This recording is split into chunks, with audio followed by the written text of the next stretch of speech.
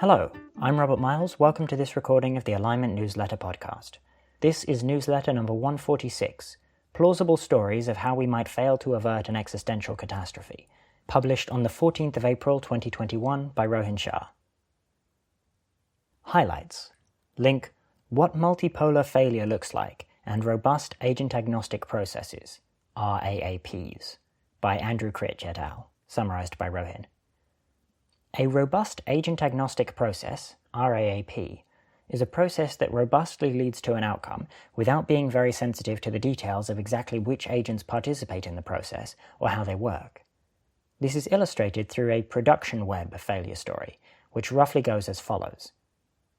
A breakthrough in AI technology leads to a wave of automation of some job type, for example, management jobs.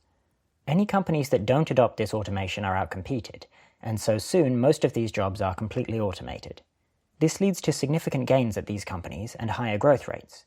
These semi-automated companies trade amongst each other frequently, and a new generation of precision manufacturing companies arise that can build almost anything using robots, given the right raw materials.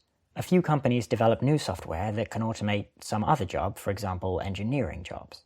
Within a few years, nearly all human workers have been replaced. These companies are now roughly maximizing production within their various industry sectors. Lots of goods are produced and sold to humans at incredibly cheap prices. However, we can't understand how exactly this is happening. Even board members of the fully mechanized companies can't tell whether the companies are serving or merely appeasing humanity. Government regulators have no chance. We do realize that the companies are maximizing objectives that are incompatible with preserving our long-term well-being and existence, but we can't do anything about it because the companies are both well-defended and essential for our basic needs.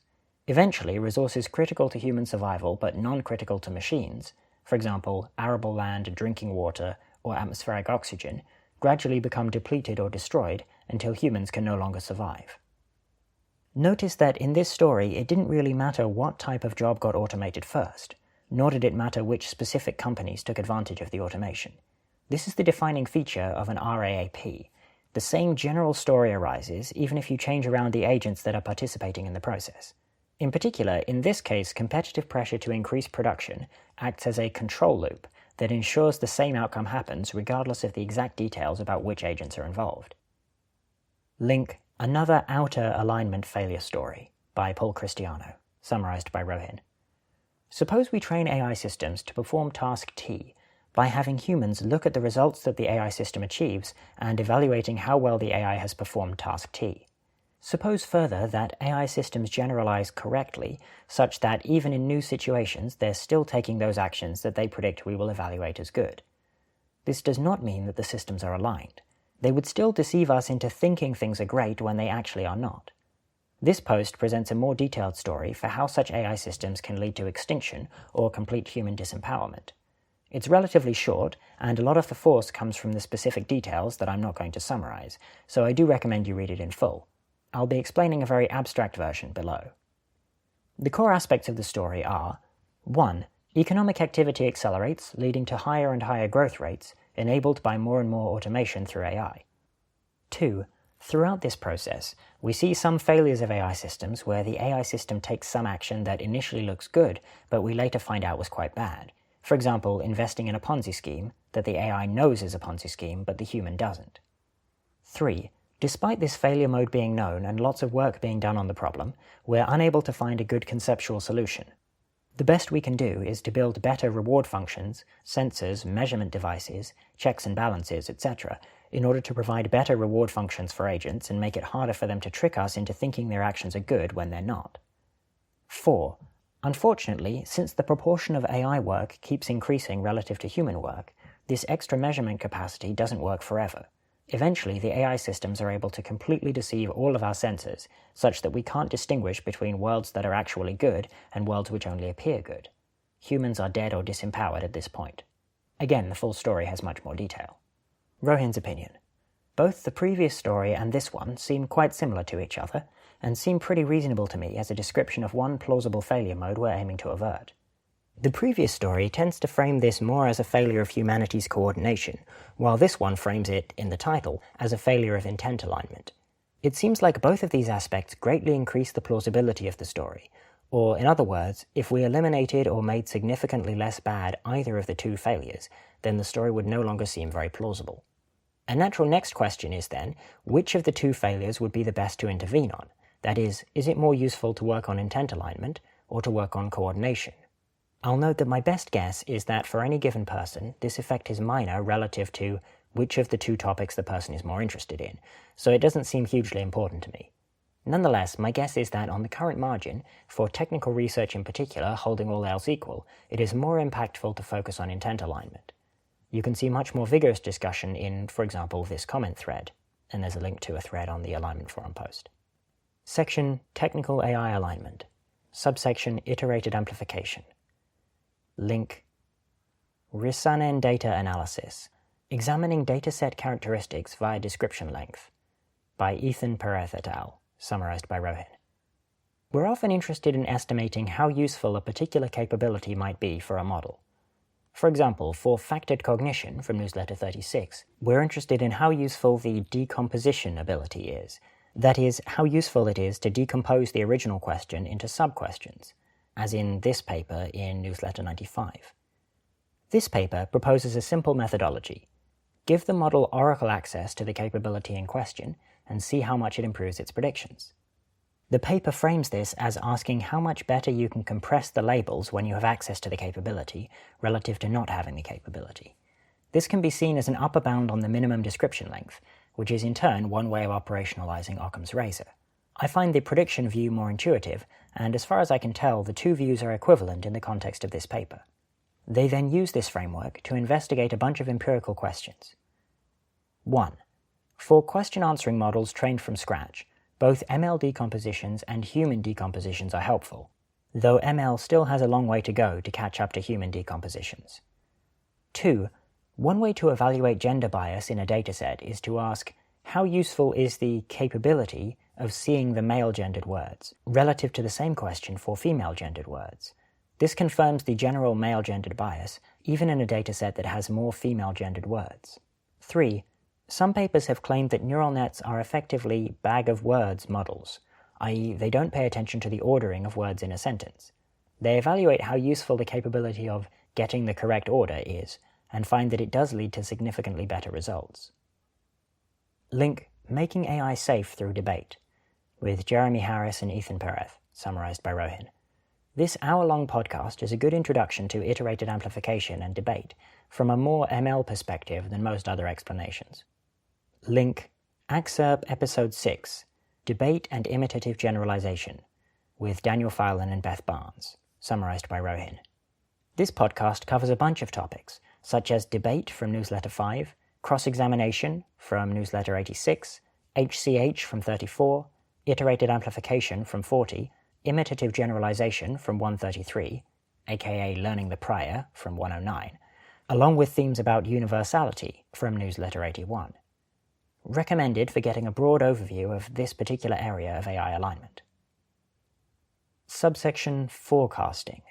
Link Logic QA, a challenge dataset for machine reading comprehension with logical reasoning, by Jianlu Liang-Kui et al., summarized by Dan Hendricks. Logic QA is a benchmark that attempts to track models' understanding of logic and reason. It consists of translated questions from the Civil Servants Examination of China, designed to test civil servant candidates. The questions often require thought and deliberation. Two examples are as follows. David knows Mr. Zhang's friend Jack, and Jack knows David's friend Ms. Lin. Every one of them who knows Jack has a master's degree, and every one of them who knows Ms. Lin is from Shanghai. Who is from Shanghai and has a master's degree? And the answers are A. David, B. Jack, B. Mr. Zhang, and D. Ms. Lin. The next question. Last night, Mark either went to play in the gym or visited his teacher Tony. If Mark drove last night, he didn't go to play in the gym. Mark would go visit his teacher Tony only if he and his teacher had an appointment. In fact, Mark had no appointment with his teacher Tony in advance. Which is true based on the above statements? A. Mark went to the gym with his teacher Tony last night. B. Mark visited his teacher Tony last night. C. Mark didn't drive last night. Or D. Mark didn't go to the gym last night. See Figure 2 of the paper for answers to these two questions. I don't want to spoil the answers. In the paper, the authors show that Roberta models obtain around 36% accuracy, whereas human-level accuracy is around 86%. Dan Hendricks' opinion. This is one of the few datasets that poses a challenge to today's transformers, which makes it noteworthy. Despite its difficulty, accuracy is non-trivial and reliably increasing. In the appendix of a recent work, I and others show that performance on LogicQA is around 50% for an 11 billion parameter transformer model. Note that 50% is the model's OOD generalization accuracy, or transfer accuracy. The model was fine-tuned to answer some types of multiple-choice questions, but it did not fine-tune on LogicQA-style questions at all. Consequently, current models are already attaining non-trivial performance. Having done some LogicQA questions myself, I'm surprised accuracy is already this high.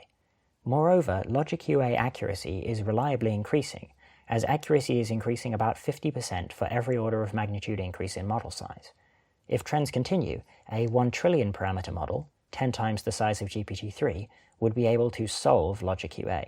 I think LogicQA provides clear evidence that off-the-shelf transformers are starting to acquire many System 2 reasoning skills and can perform more than just snap judgments.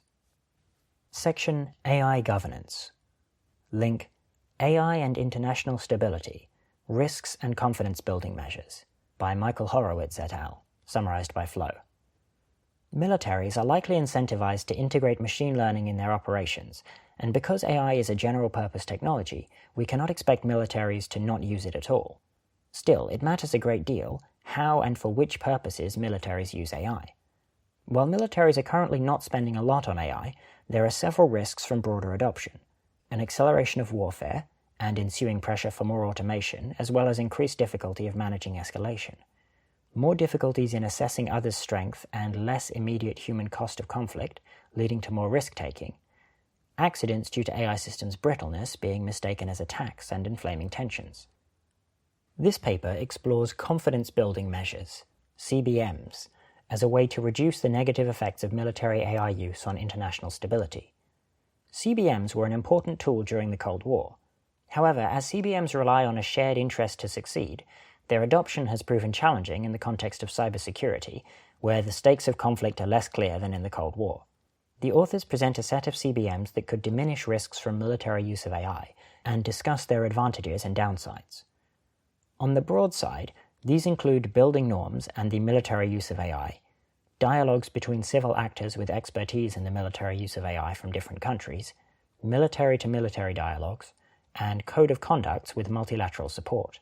On the more specific side, states could engage in public signaling of the importance of test and evaluation, T&E, transparency about T&E processes, and push for international standards for military AI T&E. In addition, they could cooperate on civilian AI safety research, agree on specific rules to prevent accidental escalation, similar to the Incidents at Sea agreement from the Cold War, clearly mark autonomous systems as such, and declare certain areas as off-limits for autonomous systems. Regarding nuclear weapons, the authors suggest an agreement between states to retain exclusive human control over nuclear launch decisions, and a prohibition of uninhabited nuclear launch platforms, such as submarines or bombers armed with nuclear weapons. If you want to read more, you can read Import AI number 234. Flo's opinion. While some of the discussed measures, like marking autonomous weapon systems, are very specific to the military use of AI, others, such as the measures focused on T&E, could be useful more broadly to reduce risks from competitive pressures around AI. I believe that military AI use is the largest source of AI risk in the next few years, so I'm glad that people are working on this. Section News. Link FLI job postings, summarized by Rohin. The Future of Life Institute has 3 new job postings for full-time equivalent remote policy-focused positions. They're looking for a Director of European Policy, a Policy Advocate, and a Policy Researcher, all primarily focused on AI policy and governance. Additional policy areas of interest may include lethal autonomous weapons, synthetic biology, nuclear weapons policy, and the management of existential and global catastrophic risk. Applications are accepted on a rolling basis. This concludes Alignment Newsletter number 146. For more information, you can go to rohinshah.com/alignment-newsletter, where you can find all of the previous newsletters and also a spreadsheet of all of the papers and summaries that have ever been featured. Thank you for listening.